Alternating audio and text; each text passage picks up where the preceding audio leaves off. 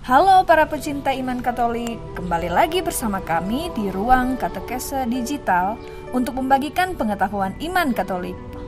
Pada edisi kali ini kami akan membagikan tentang mujizat Ekaristi dalam kehidupan Martha Robin. Sebelum lanjut, jangan lupa subscribe, nyalakan lonceng, like, share, dan komen ya. Mujizat Ekaristi dalam kehidupan Martha Robin adalah suatu misteri tersendiri bahwa Martha Robin ini dapat hidup tanpa makanan apapun yang lain selama 50 tahun, kecuali dari Ekaristi.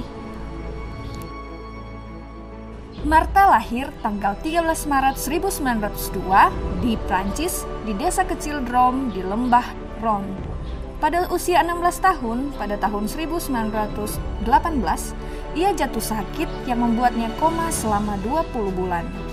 Setelah ia sadar, penyakitnya tidaklah membaik, malahan memburuk, yang membuatnya tidak dapat menggerakkan kakinya.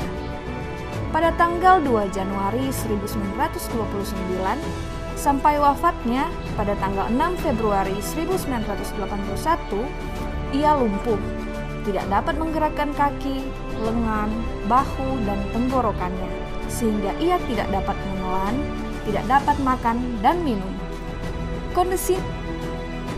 Kondisinya ini kemudian diperiksa oleh dokter, seorang profesor dari Fakultas Kedokteran di Lyon, Jean Duchesne, dan Dr. André Richard.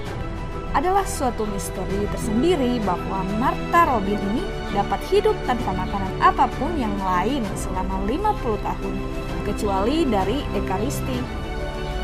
Suatu hari, seorang filsuf ateis dan dokter bernama Paul Louis Chaussure mengunjungi dan memeriksanya. Gereja Katolik tidak menghalanginya, dan Dr. Chaussure mendapat izin dari uskup setempat untuk menyelidiki keadaan Martha Robin. Dr. Chaussure mengkonfirmasi bahwa Martha mengalami lumpuh total sehingga ia bahkan tidak dapat menelan air walaupun hanya setetes saja.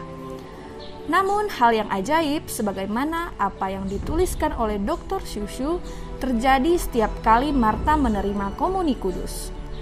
Dia tidak dapat menelan hosti tersebut sebab otot tenggorokannya tidak dapat bergerak. Namun hosti itu lewat secara misterius melalui bibirnya yang tertutup dan menuju ke saluran kerongkongannya. Martha tidak dapat makan makanan dan minum minuman duniawi apapun karena ketidakmampuannya menelan dan membuka rahang mulutnya.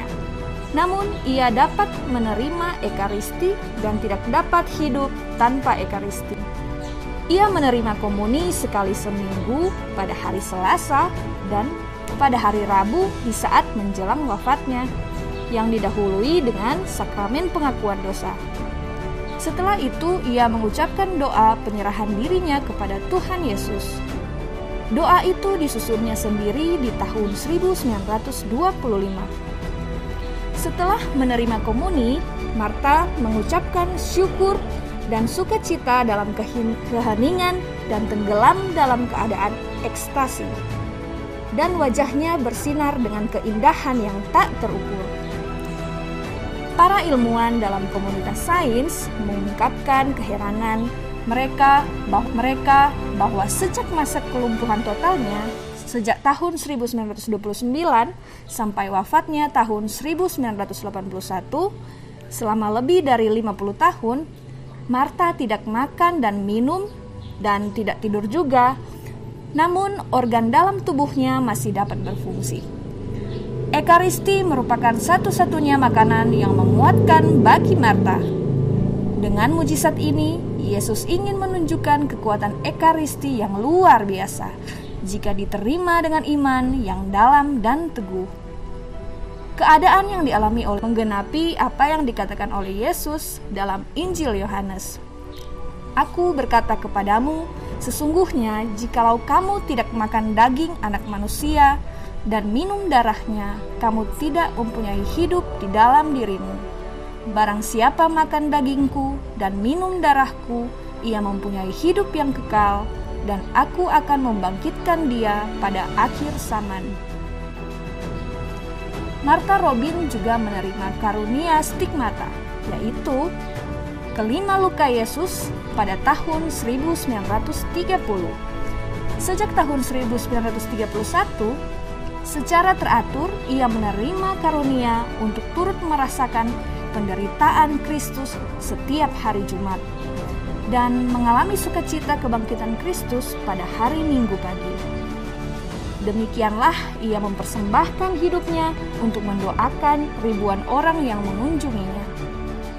Kata-kata sederhana yang keluar dari bibirnya yang nyaris tidak dapat bergerak itu dapat mengubah hidup orang yang mengunjunginya.